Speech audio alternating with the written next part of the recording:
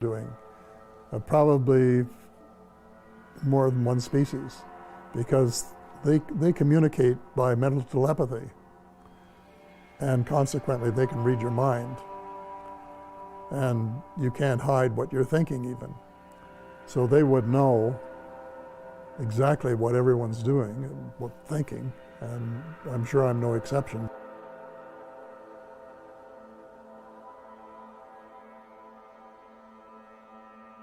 But just as children survive the idea of the Tooth Fairy and Santa Claus when they become adult, I think that tax-paying citizens are quite capable of accepting the new and broader reality that we live in a cosmos teeming with life of various sorts. The fact that some other civilizations are more advanced than we are may be humbling, but that could be a necessary step in our survival.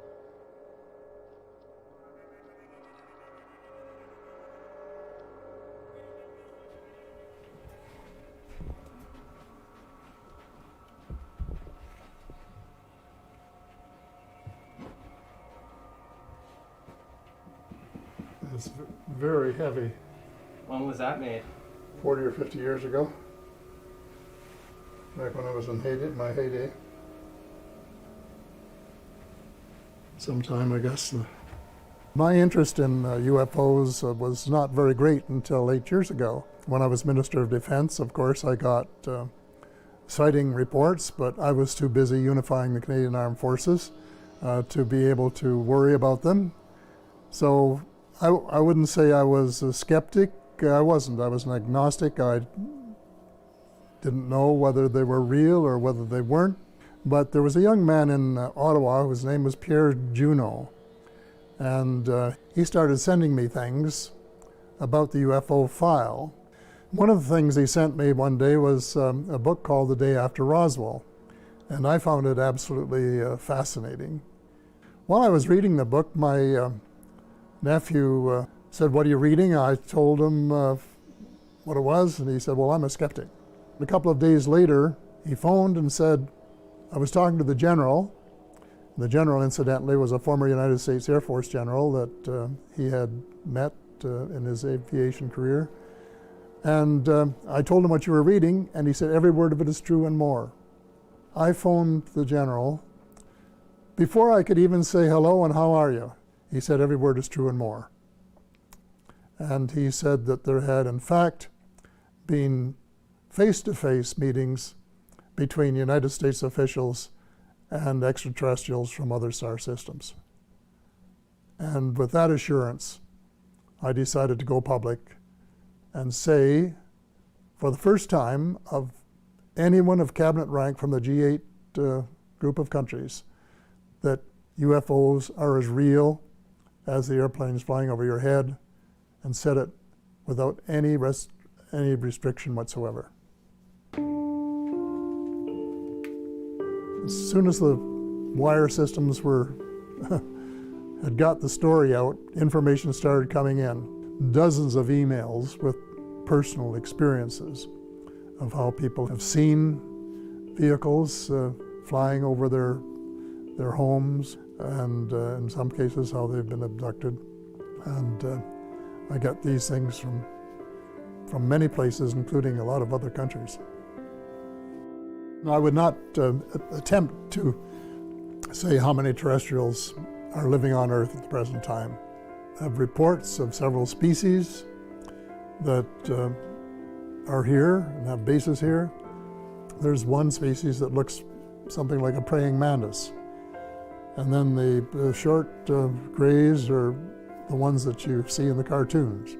The tall grays look much different. They look more like humans. And the Nordic blondes, for example, are so similar to humans that they can walk down the street and not be detected. None of them are exactly the same. They are way ahead of us in medicine, agriculture, and still, I guess, presumably in technology. There's no question the U.S. government took this whole idea of advanced technology very seriously and started back engineering and spending a lot of money on it soon after the crashes at Roswell in 1947. They have a very interesting way of keeping things quiet, and that is everything is on a need to know. So you could be working in a lab, or you could be making some kind of piece of machinery, and you wouldn't know what it was for. And then the guy that gets it, he would only know what it fits into. And this goes all the way up to the ladder. The rating was higher, the security rating was higher than for the H-bomb. So one of the top, and still is. That's the way it works. Which technologies are you certain that have been shared with us from extraterrestrials? Fiber optics, microchips, Kevlar, and improved lasers, and a whole range of things where their technology was much improved or advanced from ours, light years ahead, really, I think. Those were just the obvious ones that were fed into American industry, and more have been since.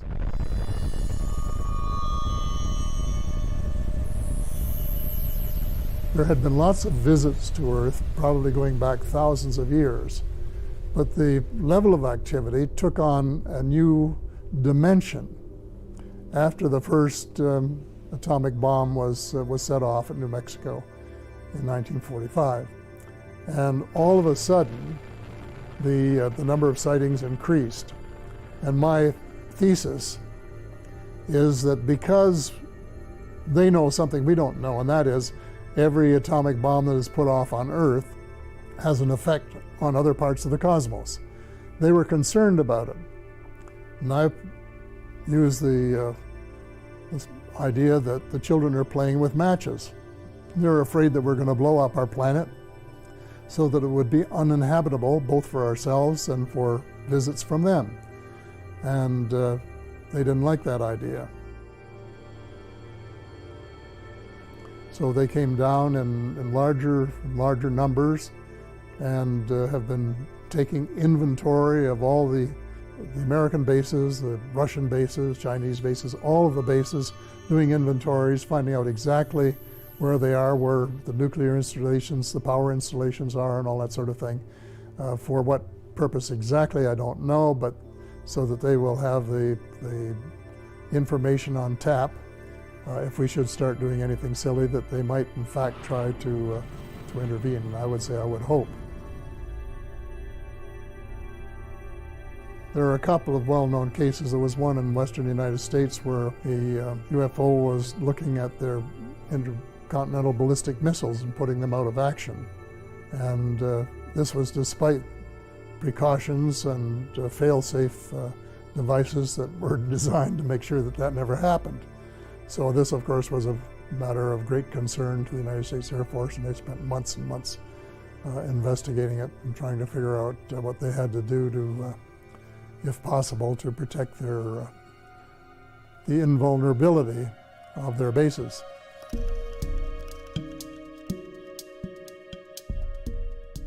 One of the problems I had when I first went public was newsmen saying, well, have you ever seen one? And I said, no. And then they said, well, then we can't really take you seriously. But my first actual sighting, I was at my place in Muskoka a couple of years ago for Thanksgiving. My wife Sandra said, going out to look for stars. And here was this very, very bright star right out over the bay. We both looked at it, and all of a sudden we saw it change location in the sky by 3 or 4 degrees in 3 or 4 seconds. Well, stars and satellites and airplanes don't do that. They can't do it. And it was a tremendously interesting experience, and one, of course, that confirmed my beliefs that they are real. After I went public, my daughter, who lives in the old house here at Christmas time, saw one go by her window and across behind the boathouse. And the family were saying that they thought that the UFOs had come to get me.